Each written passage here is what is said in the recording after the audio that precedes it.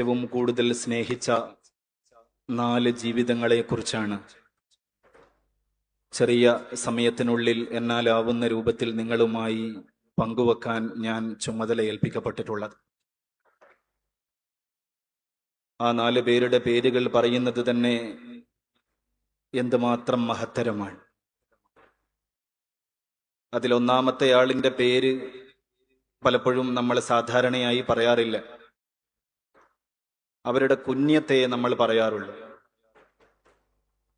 ഒന്നാമത്തെ ആളിന്റെ പേര് അബൂബക്കർ സിദ്ദീഖ് റളിയല്ലാഹു അൻഹു. അത് അദ്ദേഹത്തിന്റെ കുഞ്ഞത്തെ ആലമാണ്. അദ്ദേഹത്തിന്റെ പേര് അബ്ദുല്ലാഹ് ബിൻ ഉസ്മാൻ റളിയല്ലാഹു അൻഹു എന്നാണ് അദ്ദേഹത്തിന്റെ പേര്. പക്ഷേ നമ്മളിൽ അധികമാരും അബ്ദുല്ലാഹ് ബിൻ ഉസ്മാൻ എന്ന് അബൂബക്കർ സിദ്ദീഖ് റളിയല്ലാഹു അൻഹുവിനെ വിളിച്ച് പരിചയമില്ല. കാരണം റസൂലുള്ളാഹി സ്വല്ലല്ലാഹു അലൈഹി വസല്ലം അവരെ ഏറ്റവും കൂടുതൽ വിളിച്ചത് അബൂബക്കർ എന്നും സിദ്ദീഖ് എന്നുമാണ്.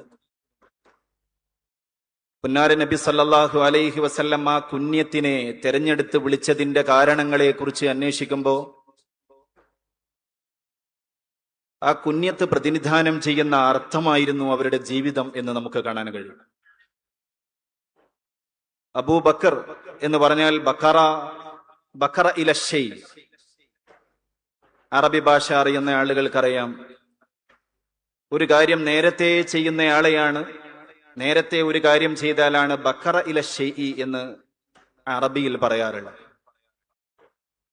ആ നിലയിൽ അബൂബക്കർ എന്ന് പറയുന്നതിന്റെ ഭാഷാന്തരം